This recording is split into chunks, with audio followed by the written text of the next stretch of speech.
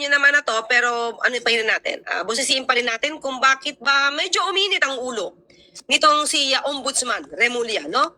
Kay Senator Bato de la Rosa. Okay? Kasi may mga speculations na stage. Exactly. Exactly why we have to investigate. Kasi nga, we cannot accept the fact that if this was staged, then by who and who were in cahoots. Yes, alam mo mga Chris, sa totoo lang dapat talaga maimbestigahan kung stage to. Mga media, ibang mga reporters na mismo naka-witness, diba? Naka-witness sa pangyayari na totoong walang NBI na nagbubukas ng pinto na sinasabi nila. Malaking bagay ito para makita kung stage nga. Pinakita rin natin kahapon mga clear ang news ng bilyonaryo na meron silang informant or informer na sinasabi na yung lagusan na yun ay mukhang pinagpraktisan pa para malaman kung kayang lumusot doon sa nasabing pinto. Kaya nga, kaya nga nag-request ang GSIS bandang hapon na eh. After na magtawag, itong si Senator Bato ng peace rally. Diba? Diba? Doon lang mga kaklir eh. Doon lang eh. Senate President ka. Tapos you're allowing somebody to conduct peace rally para tulungan ang isang tao na merong warrant of arrest from the ICC. And you even allowed yung Sergeant at Arms na magdeklara sa mga miyembro ng media na mayroong taong aarestuhin. Alam, ito lahat. Ng senator, Senate President. Dahil sabi niya, nagpaalam siya eh. Nagpaalam siya sa gagawin niyang operasyon.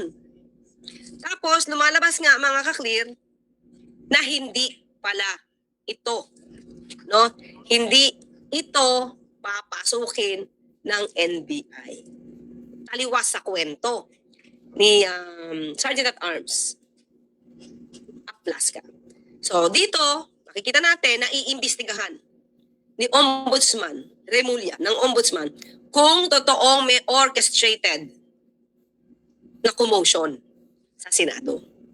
Tingnan niyo mga clear. Tingnan niyo yung mga ano ngayon, yung mga sinasabi, mga kinukuwento. Di ba siya nalilihis? Di ba siya nalilihis na yung issue about Senator Bato, parang ayaw pag-usapan? Hindi lang ha? Mukha lang. Mukhang ang pinapasok ngayon kasalanan ng NBI. Well, anyway, dito makikita natin, sana nga mas mabilis pa. Sabi naman ni ni Ombudsman, ang dami talaga nilang iniimbestigahan. Lahat pending. Lahat pending. At sa ngayon, mga clear, ang DOJ, alam na natin, na nagpasa ng resolution. May resolution na nagpapakaso. Ang recommendation nila ay kasuhan si Senator Jinggoy Estrada. Diba? So, syempre, ito naman, mga kaklir, ay iimbestigahan. Kumaga, kailangan muna kailangan maaral ng DOJ, pero hindi naman ibig sabihin nun, otomatiko, nasasampa ng kaso. So, nasa ombudsman pa rin ang pag-verify, pag-assess, pag-i-evaluate kung dapat sampahan ng kaso. Si Senator Jinggoy. Kasama na si dating DPWH Secretary. Okay, tuloy tayo kay Ombudsman. Di ba? Okay? Thank you. Reaction lang po ba kayo? Sabi po ng Senator Bato, thankful daw po siya sa inyo kasi nabigyan niyo daw po siya ng early information about the ICC. Kasi nagtataka ko sa... Thankful daw si Senator Bato kasi na-inform siya agad nitong si Ombudsman Remulla na may existing warrant of arrest. Kaya siya nagtago for 6 months. Mga clear, sa atin lang kung may warrant of arrest ka, talaga bang kailangan magtago ka? At kailangan yun na ipayo ng lawyer mo, magtago ka. Diba? Mga clear, may mga pagkakataon talaga na meron time, diba? Merong time na ikaw bilang lawyer, kailangan mo i-advise ang iyong kliyente na sumunod sa proseso. Sumunod sa proseso. So, ayaw kasi ni Senator Bato na ang kaso na ito ay dinggin sa ICC. ICC na walang kikilingan, walang maka-Duterte, walang maka-administrasyon, kumbaga neutral. At mukhang ayaw nila yon. Kasi ngayon pala mga kaklir, nakita nyo na. Ayaw natin na dungisan, no, ang imahe ng justice system sa bansa. Pero kayo, sa tingin nyo, kung ganitong klase, ang mga taong magkakanlong sa isang kaalyado, gagawin yung lahat. Diba? Gagawin yung lahat para hindi managot ang dapat na managot. Ano kaya ang dapat gawin ng mga EJK victims, mga kaklir? Tingin nyo ba yung pagtakas, quote and quote, di umano, ito si Senator Bato? Ano kaya nararamdaman ng mga EJK victims? Yung pamilya ng mga EJK victims? Di ba? Ito mga senador na to, 13, yung nagbigay ng protection or protective custody, tapos biglang nawala sa Senado. Paano nyo ito ma-explain sa mga EJK victims? Diba? Tuloy tayo. Naging chief PNP siya. Tumatakbo siya sa batas. Pumarap siya. Una, alam nyo, ang hindi magiging magandang ehemplo dito, pulis ka, tapos, kayo na mga pulis, ang nagpapa-implement, nagsuserve ng warrants of arrest. Ikaw ang tatakbo. Diba? Ikaw yung tatakbo. Kaya yun yung pag-alma ni Ombudsman Remulla. Diba? Nalaman mong may warrant of arrest ka, bigla kang nagtago. Ba't yung ginugulo yung mundo eh? Managot kasi yung mga gawain.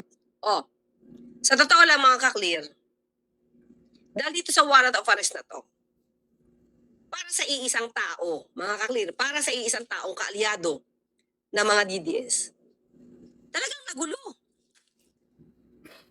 Diba? Ito naman eh. Na news. Global. Diba? Globally, na news. Kung ano ang nangyari sa Senado. Kung paano ang isang senador na may warrant of arrest ay nagkaripas tumakbo.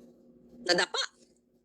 Tapos, prinoteksyonan ng kapwa senador ng mga kaalyado at after that, nakawala sa protective custody. Diba? Pero ngayon, parang ayaw na pag-usapan. Ang idinidiin is Senator Alan Cayetano. NBI. Diba? So, tuloy. Sagutin mo yung mga sabihin mo, wala ka talagang kasalanan, harapin mo.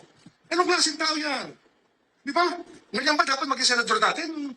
Tumatakbo sa batas? Oh, totoo naman yun mga kaklir. Totoo naman yun. Kaya lang syempre sabihin na, meron pa kaming legal issue sa Supreme Court Mga kaklir, ayaw natin pangunahan ng Supreme Court. Diba? Ayaw natin pangunahan ng Supreme Court. Hindi natin alam kung ano magiging desisyon yan. Kung papabor ba o hindi. Diba? Pero sa akin, ito yung in-explain ko. Kapag ikaw, kung ang bansa natin, nagbigay na, ibinigay na, isinuko na, ang jurisdiction sa isang International Criminal Court, ayon sa Section 17 ng RA 9851. Sinuko mo na. Ba? So, sabi niya, sige, kayo na mag-decide. Kayo na mag-imbestiga. Di ba, ibinigay mo yung jurisdiction sa International Court. O sabihin natin sa state. Pero dito, sige, International Court tayo. Di ba? Kung ang International Court mismo na binigyan mo yung jurisdiction sa kanya, kayo na mag-decide. Di ba? Kayo na mag-decide. Di ba yung warrant of arrest na yun? Yung warrant of arrest na yun, dapat kilalanin. Kasi, sa Constitution din naman natin, kinikilala natin ng mga international law. Di ba? ang international law kung saan tayo ay miyembro, diba? Na kinikilala natin. Ha? Yung mga international law niyan, they form part of the law of the land.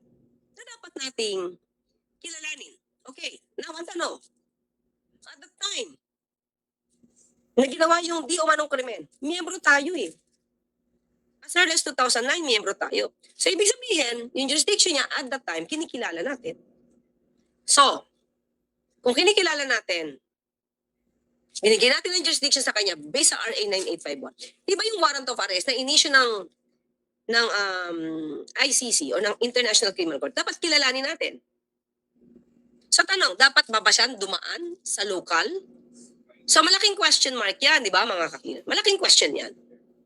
Pero kung isipin mo, kung ibinigay mo yung jurisdiction doon at kinalala mo yung warrant of arrest, parang dapat hindi na siya dumaan sa local court.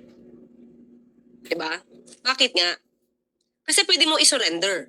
Sinurrender mo dahil kinilala mo yung jurisdiction ng international court. Kinilala mo yung warrant of arrest doon.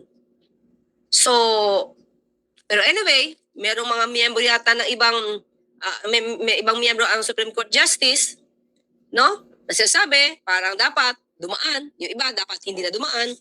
So, doon kasi sa RA 9851 natin, clear kasi yung pagkakasabi na to surrender or extradite. Pero maliwanag din na sinabi ng Supreme Court sa isang circular na yung pag-extradition, it only involves investigating, requesting state. So can you consider the ICC as requesting state? Hindi siya state eh. Napasok mo siya sa extradition o surrender. Diba? Kasi pag surrender yan, tapos ginamit mo tayo sa extradition, hindi extradition yun. Hindi surrender. Diba? Yun lang ang ating pagkakaintindi sa batas. Diba? So di natin alam kung ano na ang magiging damdamin ng Supreme Court dito. We do not know. But anyway, sige, ito na. Balik tayo. Is that the hero we want to portray? Ay, oo nga. Teka lang. Yes! Pinoportray siyang hero. Pinoportray siyang hero ng mga kalyado niya. Na yung kanyang pagpasok para mabago ang liderato at yung kanyang pag-alis para ma-save ang Senado. Instead na sa kanya mag-focus ng atensyon, yun daw ay isang heroism. Ito daw ay isang kabayanihan. Kasi may risk. No? May risk siyang ginawa. Managot siya, harapin niya lang ang mga paratang at sagutin niya na maayos kung wala talaga siya kasalanan. Flight is an indication of guilt. Well, tama. Flight is an indication of guilt. Diba? Yun nga. Katulad mapagitan natin. Sinabi ni Senator Robin Padilla, kung wala kang kasalanan, lumabas ka. Ay, sabi naman ni Lord De Vera, ay, oo nga, lumabas. Lumabas ng Senado. Hindi para harapin yung warrant of arrest, kundi lumabas para bumili ng burger. Yan. Di ba? It's a very basic tenet of criminal law. Flight is an indication of guilt. Okay, thank you. Sir, if ever lang po na, I know investigations pa naman ba yung mangyayari, but if ever mapatunayan na stage, na scripted lahat ng nangyayari, ano yung mga kaso na pwede natin isang Obstruction of justice na pinakamabigat dyan. I think, sa ngayon. including senators? Teka lang, yung nagpaputok, hindi lang siya obstruction of justice. Tingnan natin, baka may binanggit pa siya. Hindi ko pa ito napanood ng buo. Whoever is found to be in on it. Diba? Okay, thank you. Ay, tapos na doon. Diba? So, obstruction of justice can be, so kasama doon yung ibang mga senador. Kasama doon si Senator Robin. Parang tinatawan-tawanan lang niya, mga kaklit.